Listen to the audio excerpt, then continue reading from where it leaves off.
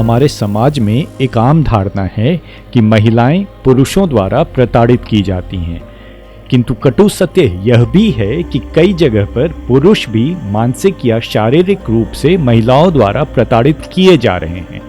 खासकर दहेज वाले कई मामले हमारे समाज में ऐसे देखे जाते हैं जहां की एक पुरुष फंस जाता है और उस पुरुष के माता पिता भी कानून के दांव पेच से लड़ते नजर आते हैं। इन्हीं सबको ध्यान में रखते हुए पुरुषों के अधिकार के लिए बनाई गई है एक संस्था सेव इंडियन फैमिली। इसकी एक इकाई हमारे शहर रांची में भी काम करती है और हर रविवार ये मोराबादी में गांधी जी के प्रतिमा के पास मीटिंग करते हैं। आइए मिलते हैं सेव इंडियन फैमिली के सदस्यों से और जानते हैं कि कैसे ये पीड़ित पुरुषों की मदद करते हैं। क्या आप हमें अपना नाम बता देंगे? रमेश पाठक। रमेश जी, आप एक चीज़ मुझे बता सकते हैं क्या? जैसे हम लोगों ने देखा कि आप लोग यहाँ मीटिंग कर रहे थे सेव इंडियन फैमिली के, तो सेव इंडियन फैमिली कौन सी संस्था है, क्या करती है ये संस्था? सर, सेव इंडियन फैमिली जो है पुरुषों की संस्था है और ये 498 केसेस जो है दहेज उत्पीड़न कानून, इसका जो मिसयूज हो रहा और जो पुरुष हैं और पुरुष के परिवार जो प्रताड़ित हो रहे हैं इस केस से, उनको हम लोग सपोर्ट देते हैं।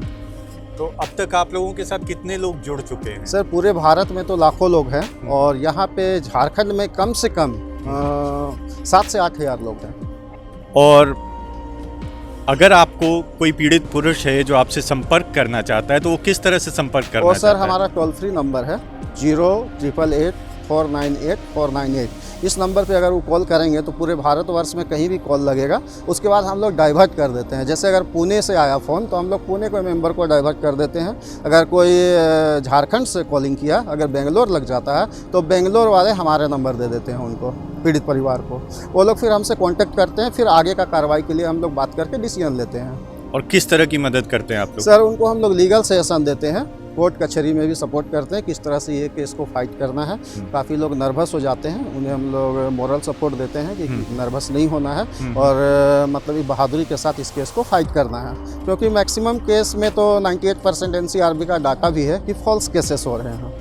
तो उनको हम लोग सपोर्ट देते हैं, मोरल सपोर्ट, लीगल सपोर्ट, मतलब सभी तरह की सहायता, आर्थिक सहायता, किसी को तो फाइनेंशियल मदद भी हम लोग करते हैं। जब आप कह रहे हैं कि सपोर्ट करते हैं तो क्या आप लोग वकील भी मुहैया कराते हैं? सर, वकील हमारे संस्था में ऑथराइज नहीं है, हम लोग उसका मदद नहीं करते। ये हम लोग आप सजेस्ट करते हैं कि आप अपने परिचय के किसी भी लॉयर को आप रख लें।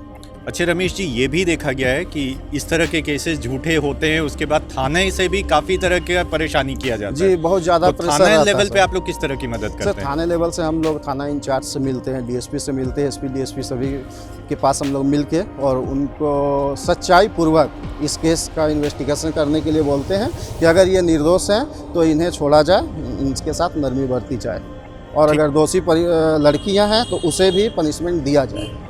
ठीक है रमेश जी, बहुत बहुत धन्यवाद कि आपने अपना समय दिया। Thank you.